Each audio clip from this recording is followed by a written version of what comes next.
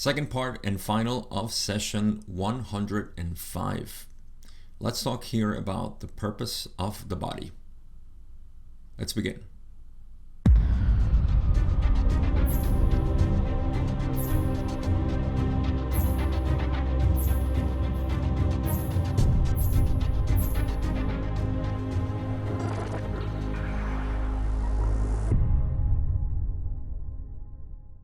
As I said in the previous episode, this session is going to end with material that I'm actually surprised to find in what it's called personal material or book 5 material, which didn't come out with the first original 4 books, because I feel like they're talking about information that has to do with metaphysics and how reality works, and it's not so much personal material at this point. So I'm surprised, and I'm also glad that we have this to end this session. Even though session 106 I don't think has any of this. Like I said, believe it or not, I actually never finished reading all of the sessions before I started doing this series. I know, shocking, right? But I didn't read this last sessions because I consider them to be just personal material, and I wasn't interested at the time. But yeah, it's surprising that this is here, and I think it lends a new dimension of understanding, which I'll try to make as simple and practical as possible to understand the purpose of the body. And yeah, we're going to explore that, particularly in third density, but it's going to give us an insight into how it fully works in general, the idea of a body to experience ourselves. So let's begin with the first question that I have, which is where we left off. Question 13. Don says, this is kind of long question. He says, we have been, you might say, experimentally determining a lot of things about the body, the next portion of the tarot, and have been experiencing some of the feedback effects, I might say, between the mind and the body. I sense from everything that we have done so far with respect to these effects that the great value of the third density, yellow ray body, at this time is as a device that feeds back a catalyst to a mind to create the polarization.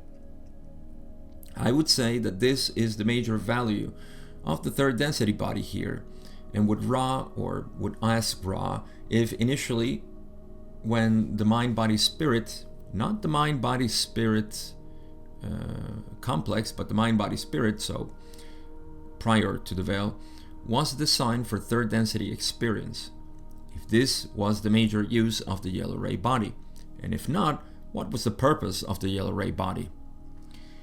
Ra simply answers, the description which began your query is suitable for the function of the mind body spirit or the mind body spirit complex. The position in creation of physical manifestation change not one whit, WHIT, meaning small part or little fragment, when the veil of forgetting was dropped. So Don's question is interesting in a couple of ways. So the first is that he's trying to find out what's the purpose, obviously, of when they say yellow ray body, they refer to this human form that we experience, because it's third density body. It's what we call a body here in third density. But also he's asking about how was it prior to the veil, and obviously he knows how it is now post-veiling. So that's what he asks, because again, if you read mind, body, spirit without complex, that's pre-veil. If you read mind, body, spirit complex, then that's obviously post-veil. So he wants to know about that.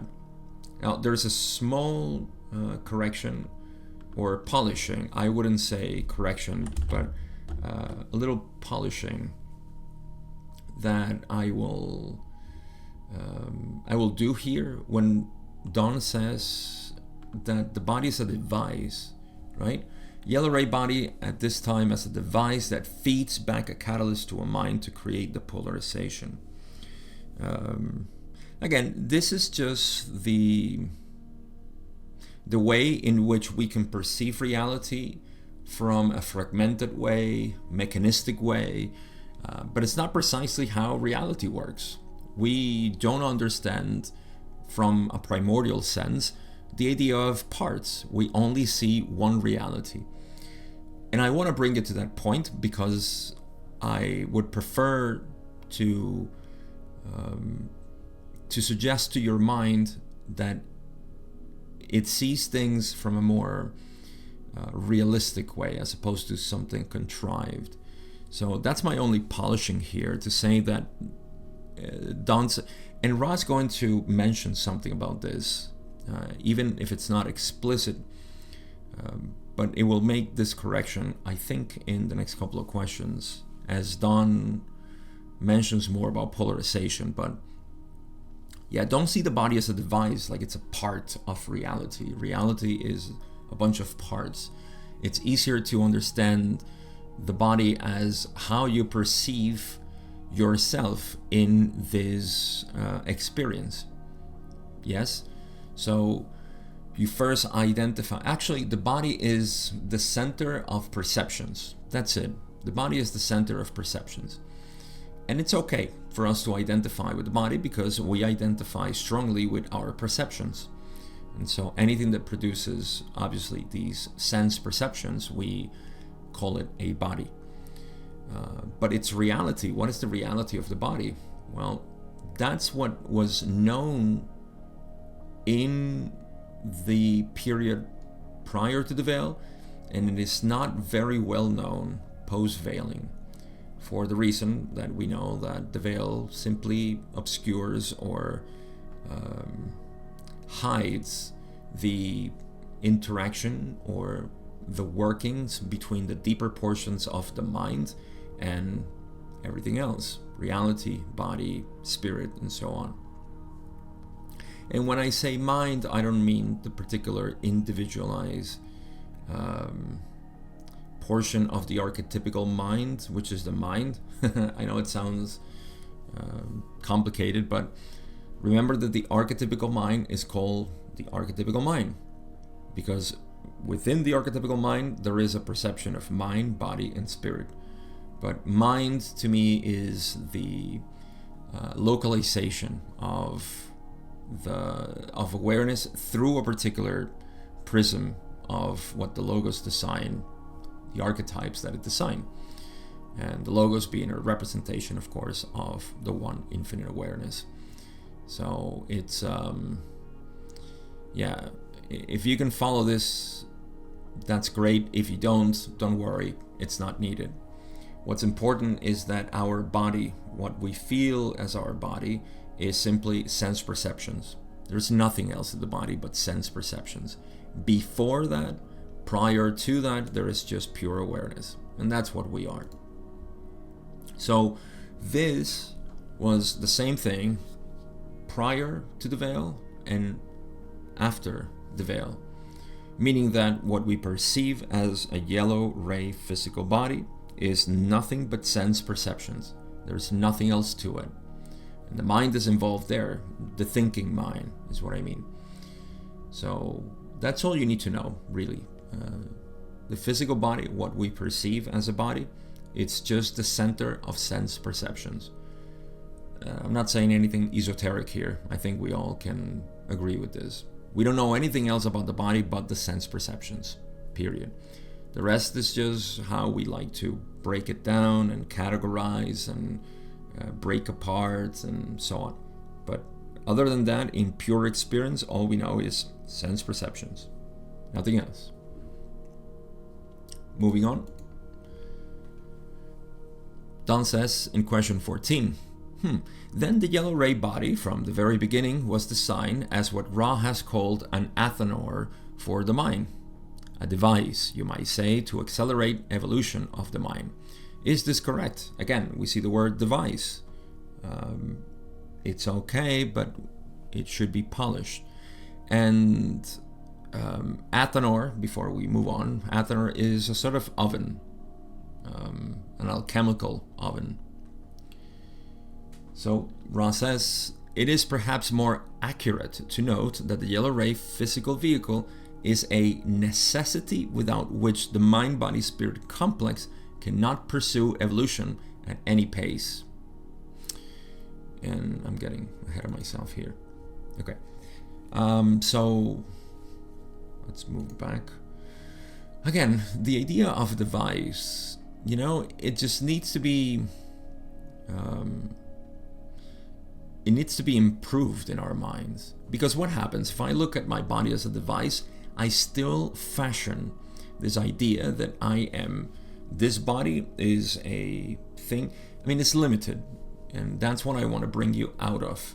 It's limited because, one, it doesn't conform with our experience, and two, it's very limiting because it already places you in the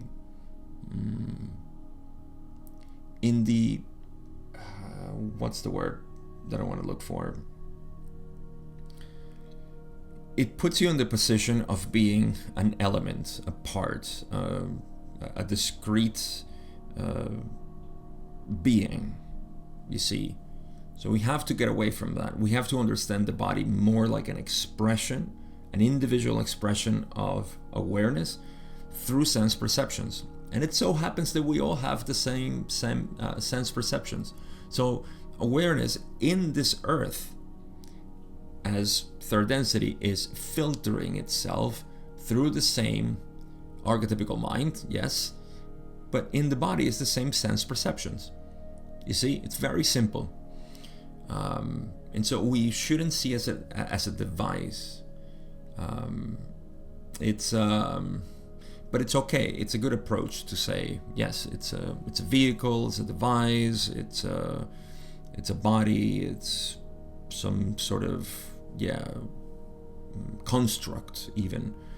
But we have to move away from that eventually as we move deeper into understanding what is the body. And the other thing that Ra says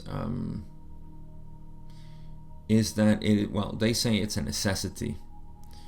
And again, this is something that will be correct. This will be corrected by Ra when Don says that it accelerates, right? It's a device. The body is a device that accelerates evolution of the mind. That's not quite correct. Even though you see from a mechanistic point of view, it seems like it does, but not really. You have to go deeper into what's actually evolving and what is the purpose of the body then for, evolution. And so we start first with Ra saying, this is a necessity without which the mind-body-spirit complex, this growing, this blossoming individual portion of awareness cannot evolve. This makes sense because we need to be in this space-time, in this human experience, to seek, to cultivate this desire for knowing more, for exploring more. You see, this intensity that we live, we need to have this body. That's what provides the environment, right? It provides the environment for us to seek and to explore and to enjoy and to nourish ourselves more and more with this love and appreciation for the creation. So it's a necessity. Let's go deeper into this. Question 15, Don says, then you are saying that the evolution of that portion of the individual that is not yellow ray is not possible without the clothing at intervals in the yellow ray body. Is this correct? Ra says no. Don follows up and says, would you clear up my thinking on that? I didn't quite understand your statement. Ra says, each mind-body-spirit or mind-body-spirit complex, so both pre-veil and post-veil, has an existence simultaneous with that of creation. That's beautiful. It is not dependent upon any physical vehicle. However, in order to evolve, change, learn, and manifest the Creator, The physical vehicles appropriate to each density are necessary. Your query implied that physical vehicles accelerated growth. The more accurate description is that they permit growth. You see, that's the distinction right there. So let's start from the beginning, because I love this. When you look at yourself as an entity, what you're looking at is a mind, body, spirit, right? Whether it is complex or not. In our case, it is complex. But a mind, body, spirit is precisely that. You know, the idea, or not the idea, but the feeling that I am a mind, a body, and a spirit. This makes total sense, and it clicks with our very basic understanding of reality. What do we feel? We feel a body, which is made out of sense perceptions. Beautiful. Then we understand that we have a mind.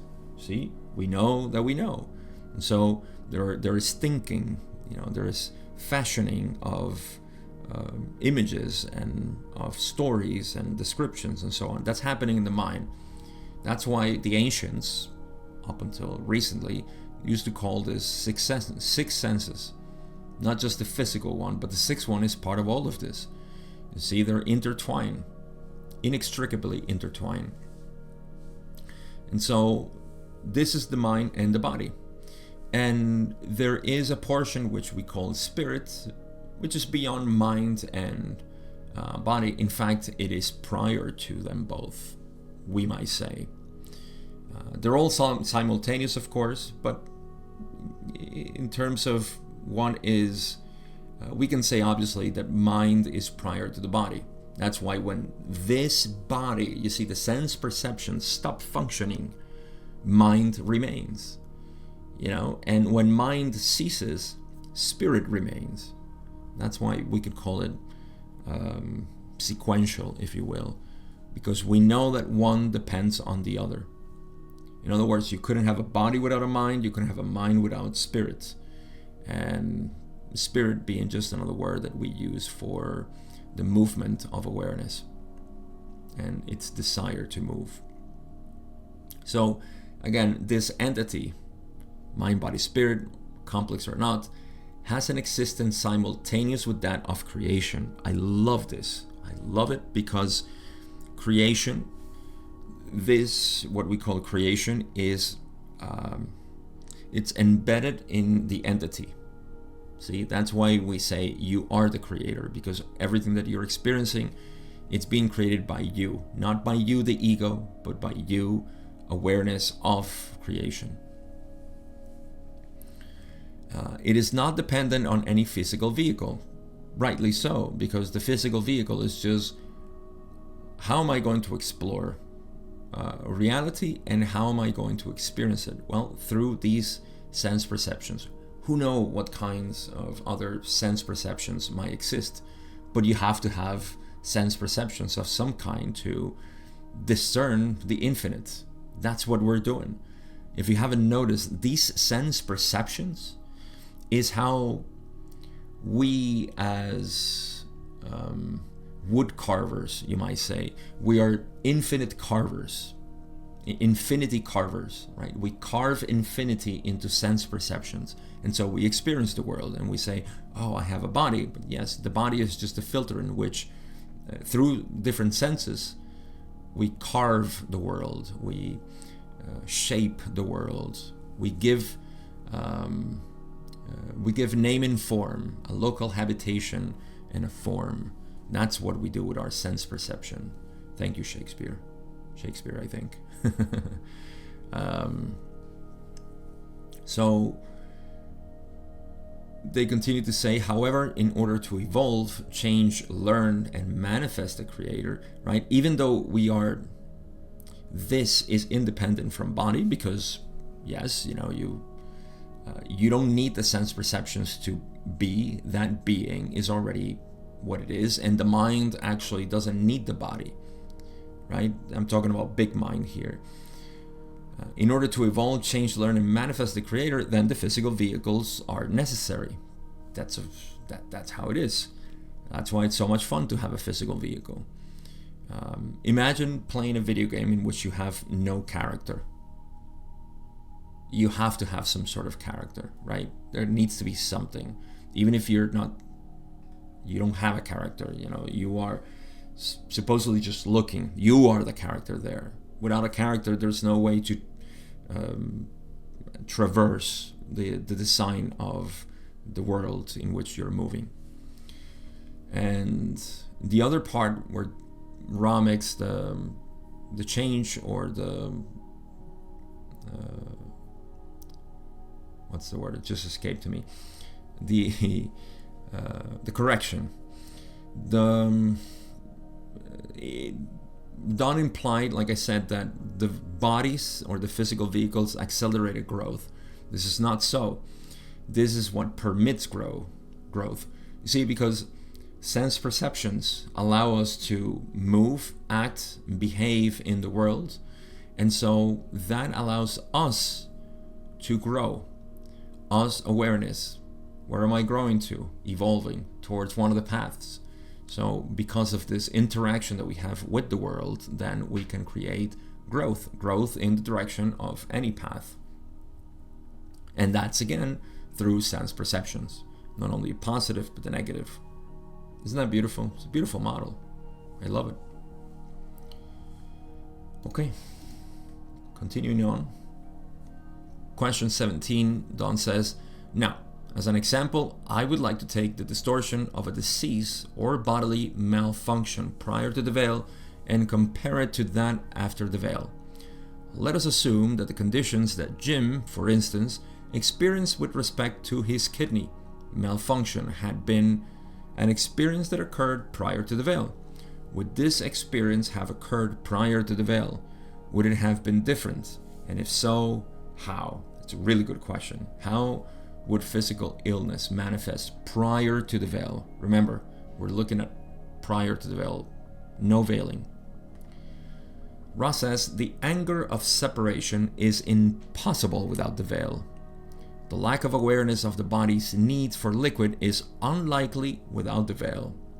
The decision to contemplate perfection in discipline is quite improbable without the veil. So these are all the elements present in what we explored in the first part of the session with Jim's illness with the kidney. And there are several elements here.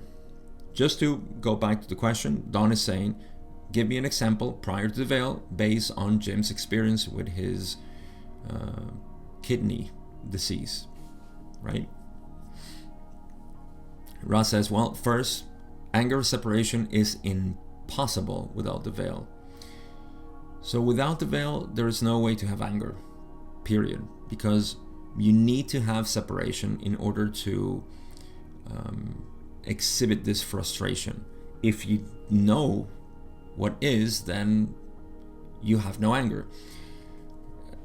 Another beautiful way, this is the reverse side of Sat Chitananda, right? Being, consciousness, bliss, or simply peace. Peace is probably a better word for bliss. Bliss, we tend to confuse it with an ecstatic state of wow, this uncontrollable ecstasy. It's not true. Bliss is this peaceful state of being, Sat Chitananda. Well, if you're in that state, anger is impossible. You cannot be, because that's what you essentially are. So you have to ignore that in order to experience something new, which is called anger, right? So no anger. Jim was a very angry person. I'm not sure how much, though. Jim seems like a very peaceful man. But we all have our fits, and just reactions. And I had a beautiful conversation with him when I went to Kentucky this year. I don't know if I mentioned this already, but I was interested in his anger because I've experienced anger myself a lot, and I feel like that's like an inherent part of me.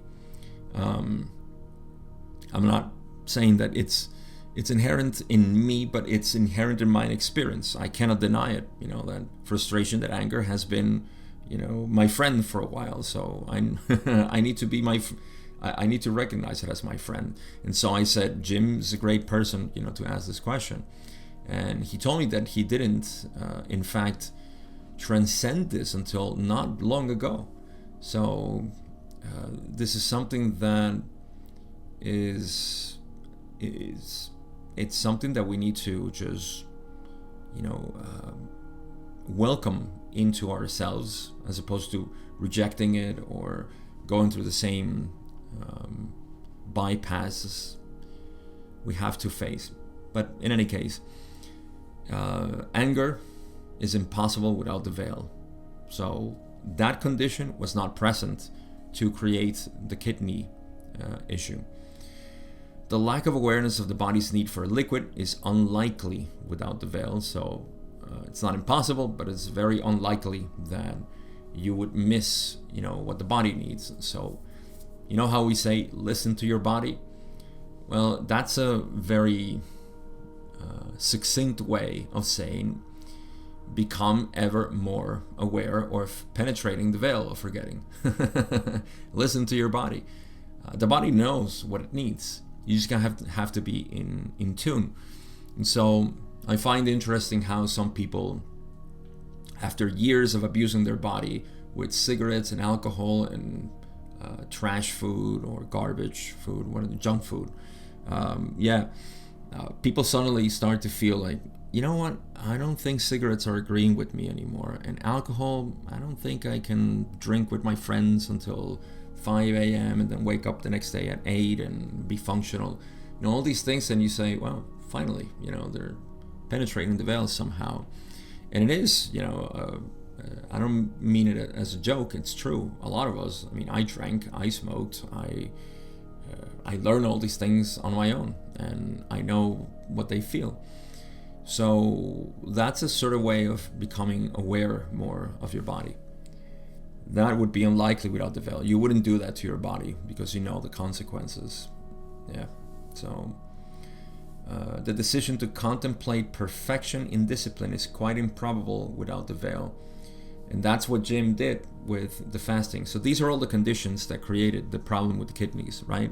Ross said, first, obviously, the anger is something that Ra didn't say this, but Jim wanted to work on his anger, and he committed to this protocol, let's say, of fasting and contemplation, meditation, and so on. And so that would not have been possible without the veil, because, well, you don't need to go through discipline of perfection when you know already everything. You don't know everything, but you know what you are, you know who you are, and you know the connection with everybody and everything. So yeah, just the conditions wouldn't be present without the veil. You can see how much the veil produces this experience of both things. You see anger on the one side, and also the seeking, right? That's the discipline. To contemplate perfection and discipline. That's beautiful. That's what we do in this path. And that's the sort of discipline that is required. And those are the disciplines of the personality, my friend, which, believe it or not, we're going to talk about here.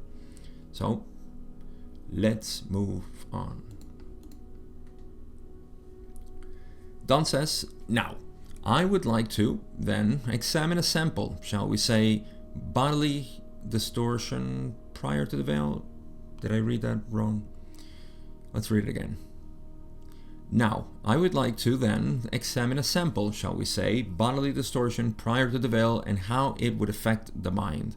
Could Ra give an example of that, please? So, a bodily distortion prior to the veil and how it would affect the mind. Cool. Ra says, this general area has been covered. We shall recapitulate here. The patterns of illness, disease, and death are a benignant demon. I believe I'm pronouncing that right. It's the first time I see this word. I'll talk about this.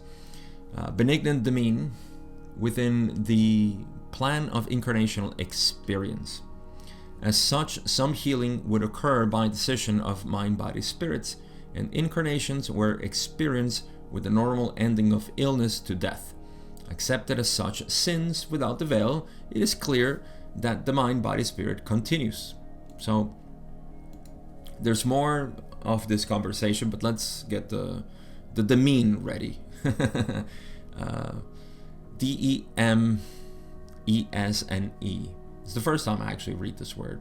In the Law of One is where I read it. But that's, I think, the root, or it's associated with the root of domain, territory, or place, where, you know, one has, what's the word? Ownership is not enough, but sovereignty, and, you know, you have, yeah, it's your domain. You do there what you want in there, yeah. So, I don't know where this has been covered. Let's look up the references if you want to take a look. This is question 18. Yes. So let's see where it has been covered.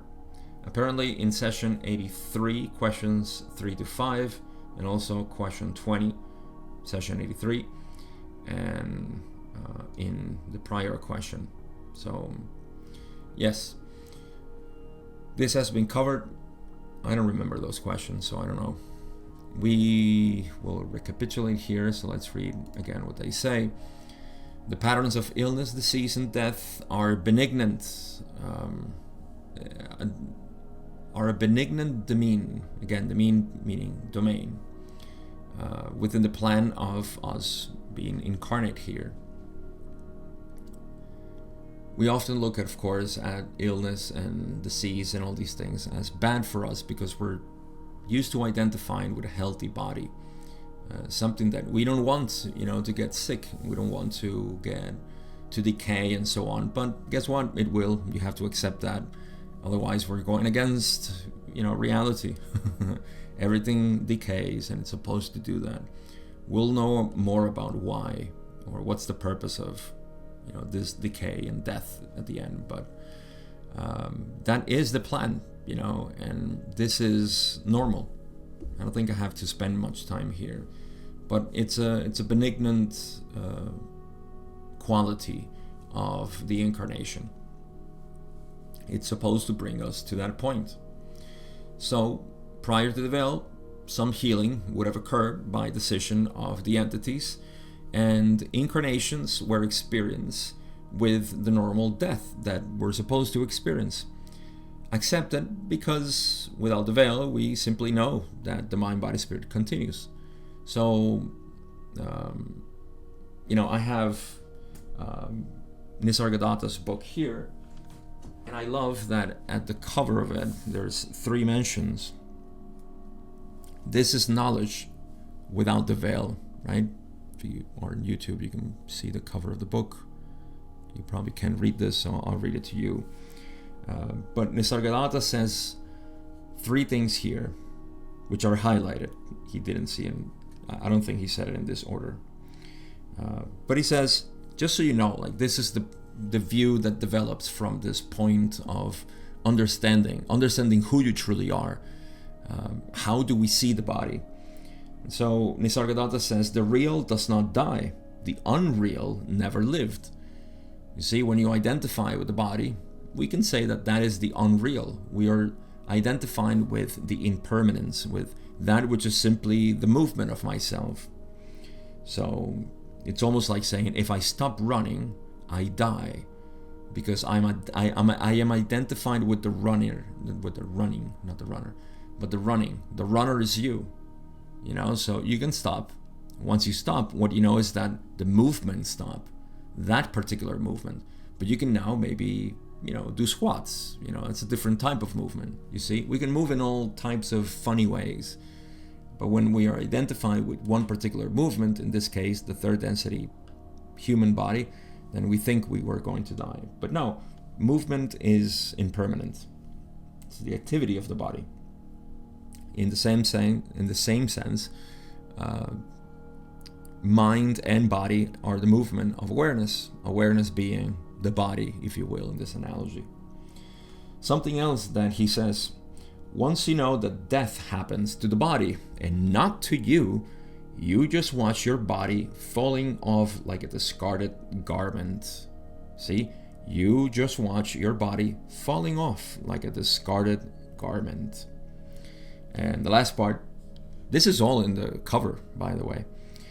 The real you is timeless and beyond birth and death. The body will survive as long as it is needed.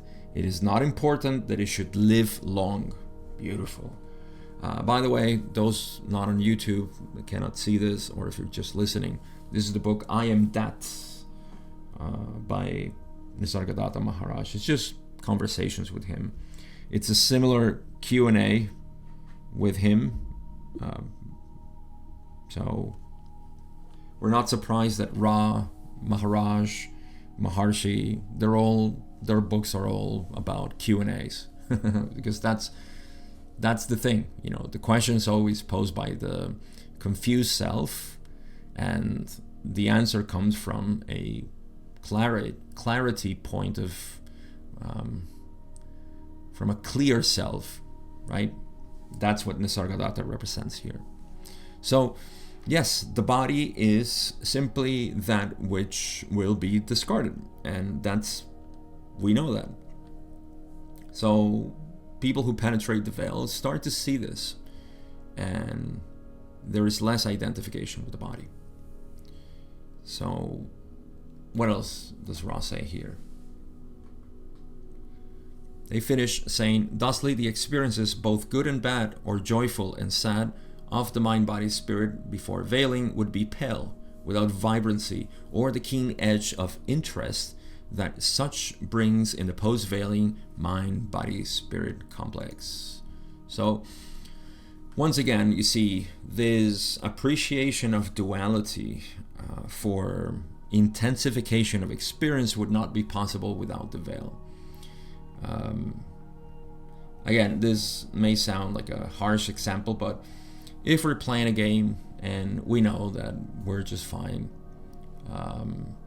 nobody's going to die really, but it's just a game. We have the rules that, all right, once this happens to you, you're out of the game, right? You're dying from the game. Isn't that right? You play whatever board game or video game. Board games are beautiful for this, right? Because you're supposed to get to a certain point. You can drop at somebody wins over your cards or whatever, and you lose. You're out of the game. Now, usually, you can see certain people who are too invested in the game. Yes. And when you're playing, it's just a game, you're just having fun, and that's it. But some people really get into it, and they feel the emotion of the game, and they get emotional and angry and sad and all these things because they get fully invested. So that's the difference. Do you get invested? Like you draw a veil and say, this is not a game, this is real, I don't want to lose, I don't want to get out, I don't want to be kicked out of the game or whatnot. That's the type of attitude, that develops. So imagine a game in which you feel that you're actually going to, die to dissolve, and that's where we are right now. See, that's a lot of passion that develops there, and that passion is what provides, the catalyst for evolution to either accelerate in one direction or the other. So again, the experiences, both good and bad, joyful and sad, any duality really of morality, of attitude or ethics in general, they're going to be exacerbated, intensely lived. So before the veil would be pale. See, Ra always said this. The experiences prior to the veil were very diluted. They were just not very intense. And yeah, we have a vibrancy now that is worth noting. All right, we're getting closer, but still we have a lot to cover. So let's continue. Don says in question 19, at the end of an incarnation, before veiling, did the entity appear physically to have aged, say like entities at the normal end of incarnation in our present illusion? Did they, and he pauses, were they wrinkle and old? Did the significator look like that? Ra says the significator of mind, body, or spirit is a portion of the archetypical mind and looks as each envisions such to appear. The body of a mind-body-spirit, not complex, but mind-body-spirit, before veiling, showed all the signs of aging, which acquaint you now with the process leading to the removal from third density incarnation of the mind-body-spirit complex. There's more to say, but I just want to make a couple of comments here. I'm sure I'm going to go with the interpretation that Ra said the significator is something different. When they say, because Don asks about the significator, right? Like, did the significator look the same or look like that, wrinkled and old? I don't think that's the significator, really. Could be, I may be wrong, but Ra says the significator of mind, body, or spirit is simply a portion of the archetypical mind and looks as each envisions such to appear. So yeah, how do we look at ourselves? How do we see ourselves? Do we honestly look at ourselves as old without reference to the body? Like our feeling of selves, right? What we are. There's something that happens through age. I'm closing on the middle age group of society. But as a man of 42, 41, close to 42, I can say that my view of myself just gets richer, right? I see more of myself, and I can, through the experience, I can see, more of myself, right? So I feel like that's the significator, how you see yourself. It has nothing to do with the body, I think. It's just my perspective. Because then Ra, in the next part of the paragraph, says, the body of a mind, body, spirit before veiling showed all the signs of aging that you know now. So yeah, I wouldn't say the significator owes its appearance to the physical aging. Like I said, this is, the physical body is just the way in which we perceive reality, and through the sense perceptions, and that has an inbuilt mechanism, you may call it, for aging and decay and finally death. It needs to happen. Ra finishes and says, it is well to recall that the difference betwixt mind-body spirits and mind-body-spirit complexes is a forgetting within the deeper mind. Physical appearances and surface and instinctual activities are much the same.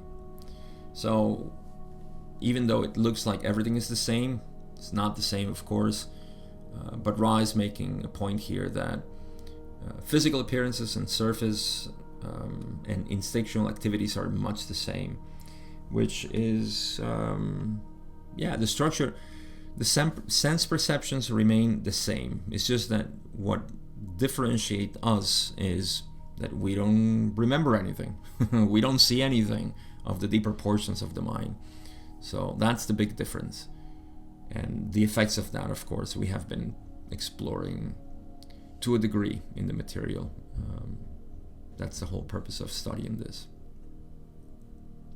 Let's move to the next question. Got a couple more before we end. Question 20, Don says, then I was wondering the root reason for the change in appearance that we see as the aging process. I am trying to uncover a basic philosophical premise here that I may be shooting in the dark at and not questioning on correctly, but I am trying to get at the reason behind the design of this change in appearance, when it seems to me that it was just as possible for the mind-body-spirit or mind-body-spirit complex, just to simply look the same throughout an incarnation. Would Ra explain the reason for this change? So, in essence, why do we age? Why do we look old? Why do we wrinkle? Why do we decay?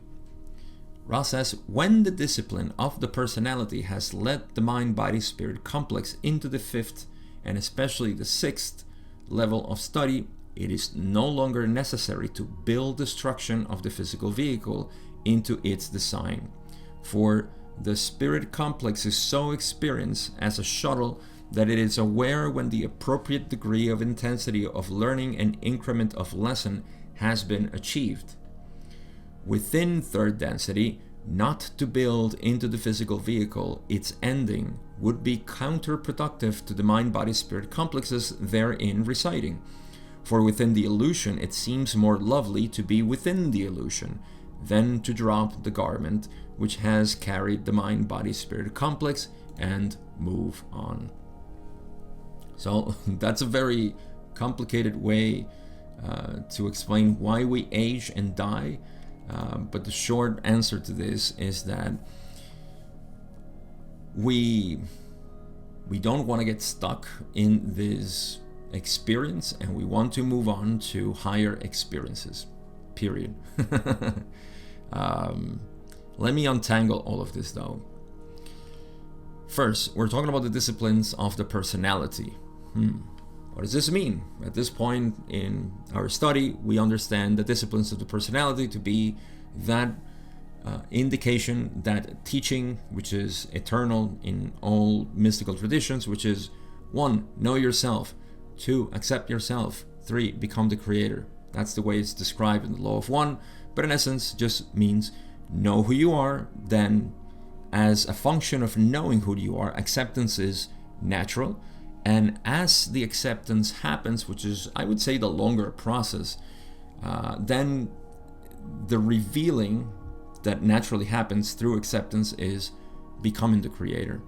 So the only thing necessary, honestly, for any person who is interested in this path, the only thing necessary is to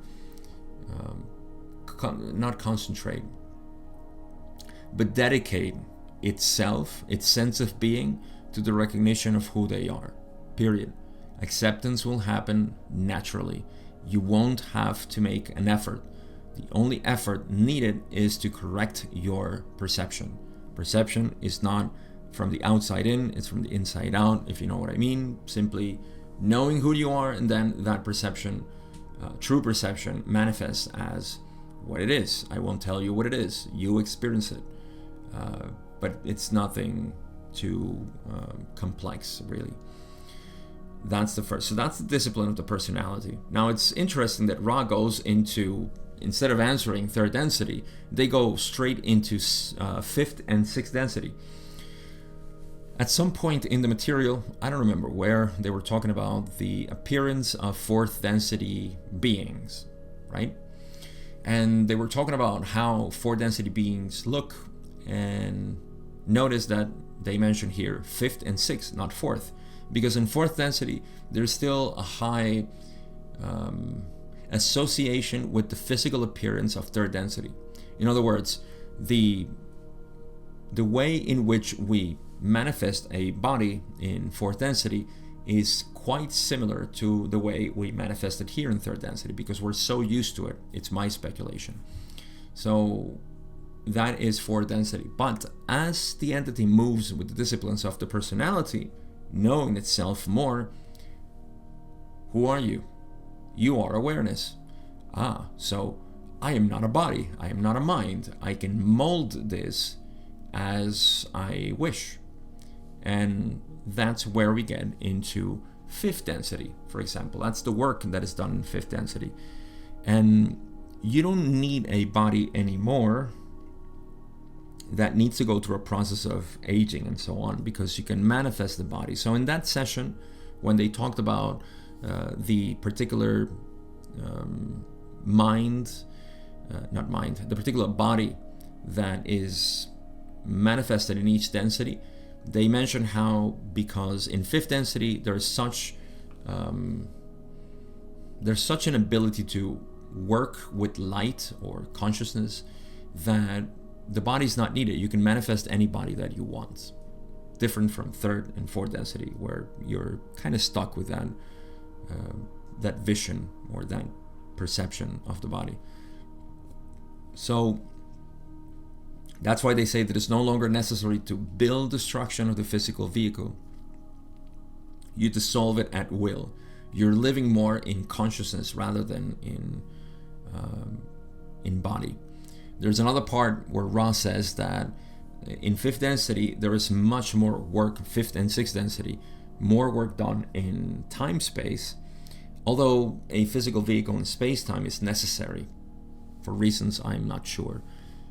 But most of the work is done in time-space. So in essence, existence there is mostly in a sort of meditative state, if you will. Okay, so the spirit complex is so experienced as a shuttle that it is aware when the appropriate degree of intensity of learning and increment of lesson has been achieved.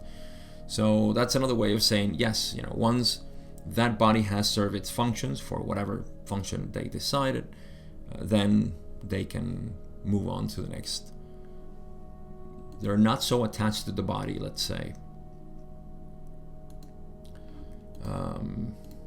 What else? Oh, did I want to talk about this? Within third density? Okay, so yeah, that's within third density. This is pre-veil conditions. Not to build the physical vehicle. Actually, it's both pre and post veiling. So not to build this sequence of decay or aging would risk the remaining in third density for too long, because you're so in love with this, you want to explore more. I don't recall having experiences in higher densities, so I can't talk about that, but I can tell you that a lot of us would love to live 1,000,000 years so we can explore more of this earth, right? But the purpose of this is not explore the earth, but explore yourself. So at some point you have to die. So yeah, you have learned enough, you have to get another body and keep going. Okay, so let's move to the next question. Don says in question 21, I see, then that it is, no, he says, I see then that it is, shall we say, when an individual reaches a very old age, then it becomes apparent to him in third density that he's worn out. Therefore, he's not attached to this vehicle as firmly with the desire to stay in it, as he would be with a good-looking, well-functioning one. Now, after the veil, the body is definitely an athanor for the mind. Prior to the veiling, did the body serve as an athanor for the mind at all? Ra says, yes, you may ask one more full query. And we're nearing the end of this session.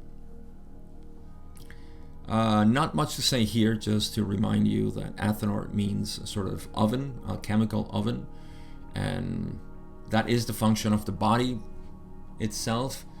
It provides that capacity for experiencing ourselves in separation, and it is not just for the purpose of experiencing yourself in separation, but to live in a perceptual environment of separation and yet seek the one, right? This is supposed to intensify the desire to seek. We're not very successful with this on planet Earth, but that is just one of the perks of the illusion. You can get stuck here. So a lot of us at some point feel this desire, we follow it, and here's where we're at. So that's it. That's the function of the body. The body is supposed to give us that intensity of experience so we can go inward. And then we experience reality from a point of view that is just, in colloquial language now, wow. It's just wow. Exactly. Okay, so let's go to the last question, which I've been covering for the last who knows how many sessions, which is the ending. Don says in question 22 to end the session, I believe that I should ask at this time, he pauses and says, is there anything that we can do to make the instrument more comfortable or improve the contact? Since last session, I was unable to get that in, and I think it's important. Ross says, we find the weariness of the group well balanced by its harmony. That weariness shall continue in any future circumstance during your incarnations. Therefore, look you to your love and thanksgiving for each other, and join always in fellowship, correcting each broken strand of that affection with patience, comfort, and quietness. We find all meticulous observed. We find all meticulously observe in the alignments and give you these words only as reminder. All that can be done for the instrument seems done with an whole heart, and the instrument itself is working in the indigo ray with perseverance.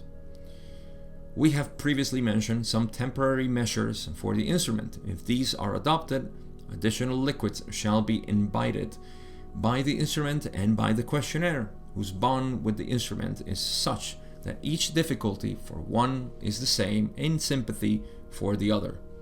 I am Ra. I leave you rejoicing merrily in the love and the light, the power and the peace of the one infinite Creator, Adonai. Beautiful.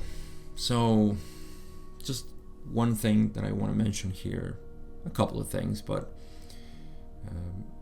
this part where they say, look you to your love and thanksgiving for each other.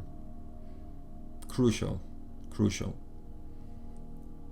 This is an indication for them at that point, but it's an indication for all of us at any point.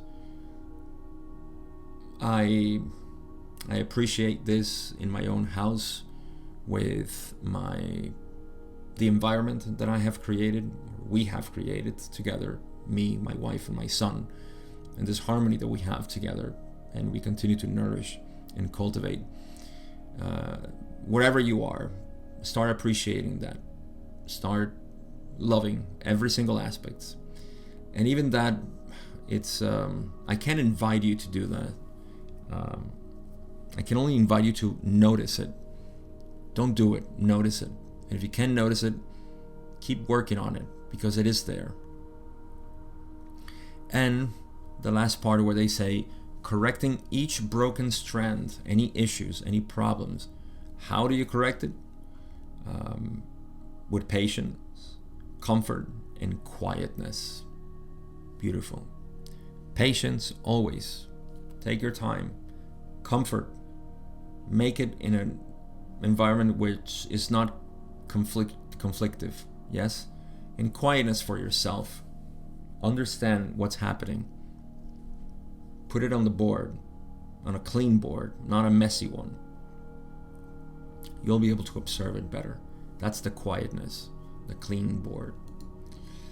Everything else is going fine. They just mentioned this as a reminder because they see that everything is fine. So they're saying, we're not saying that you need this, but just a reminder because you're doing all well. Carla is doing great on her indigo ray work. And they mention once again this connection between Donna and Carla, right? So both needed to drink a lot of liquids. I mean, all three of them. Jim was still recovering from his kidney disease. So yeah, it's a reminder for all of us. Drink water. Drink water. That's my correction to Ra. They say liquids. I say water. Don't drink juice and soda and all these things. Tea is fine, I think. Coffee, maybe. It's also fine, I guess, unless you put sugar and milk and cream and you go to Starbucks and you get those 880 calorie coffees. That's a meal. That's not a coffee. It's not even a meal. It's a junk food meal. Terrible. But all right, if you like it, what can I do? You like it. I'm not going to go against that. So yeah, that's how we end this session. Conclusions. Since we talked about the body, I guess I'll finish with this. I can only tell you that precisely as Ra mentions here, the disciplines of the personality. Yes? Isn't it amazing that they mention it in so many ways that it's a reminder of what the results of practicing the disciplines of the personality will yield? And in this case, this view of the body, which I beautifully suggested again in this book, Nisargadatta Maharaj, I Am That, talks with Nisargadatta Maharaj. That is the view that develops. You see, there is a sort of understanding of what the function of the body is. You don't have to suggest yourself something else. You just have to see the body for what it is. You see, it's not a new knowledge that would come through. It's an understanding that it's always there, but it's been ignored by the belief that I am the body, that the body is everything that I am. And yeah, you're living from there. You're living from sense perceptions, and that's okay. Eventually, that they will cease, and you will see it, discarded, as Maharaj says. I think even Ross said it here. I forget if they used the word. So, yeah, it's an invitation. What are the disciplines of the personality? Know yourself, accept yourself, become the creator. I am specifically devoted to the first two, because the third one is just an aftermath, is a consequence. It's the byproduct of knowing and accepting. Those are the two things that are required by ourselves. And I even said that acceptance is not something that you do. Acceptance is what happens once you know yourself. But you have to continuously bring your attention to that which you are. Know yourself. Keep knowing yourself. And the reason why this becomes a practice, as I call it, is because as a countermeasure, our mind has bought many beliefs based on a different sense of self, a self based on separation. So our minds are going to argue, and rightly so. It needs to do it. It needs to argue and say, wait a minute, what about this and this and this and this? And you have to bathe all these questions, right? That's how you become your own teacher. You have to bathe these questions with the same awareness. That's what informs our minds. So the disciplines of the personality in terms of the body will lead you to this view, to this understanding. It's not even a view, it's an understanding that is there. And there's a detachment from the identification with the body. There's not a detachment from the body. You still have your body, you still enjoy this, but it doesn't matter what happens to it, especially knowing that it's going to die. It's fine, so it liberates you from that regard. Much more to say about this, but we're at the end of this episode. Speaking of the disciplines of your personality, this is what I decided. I didn't decide it. That just came to me with the direct path, because funny enough, the direct path, which again, Nisargadatta Maharaj is known for contributing a lot to this understanding, this easy way of understanding yourself. The direct path is based on what? Know yourself. Just like any other teaching, mystical teaching that goes straight into the heart of reality does. Know yourself. So I became devoted to this path, and in the Law of One, the disciplines of the personality are the analog of the teachings that we find in our mystical traditions, and that's what I dedicate myself to. So why am I saying all of this? Because if you're interested, of course, not only do I have an online course that you can take on your own, totally self-taught. I mean, I'm there, of course, but I'm not physically there. And the whole teaching, the way I like to teach it, is there. All the steps, guided meditation, and so on. Take a look at it. If you do want to work with me, because guiding or guidance is needed at some point, mentorship, that's what I do.